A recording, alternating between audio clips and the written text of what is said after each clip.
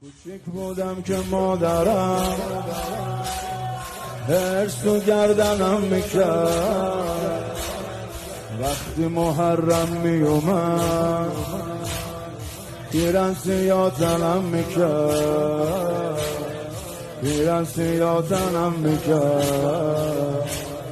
بی همگان به سر شوم، بی تو به سر نمیشوم. داغ تو دارد این دلم، جای دگر نمی روم.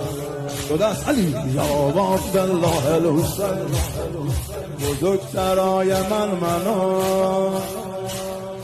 به مجلس تو برده، هوامو داشته باش آقا، منو به تو سپرده.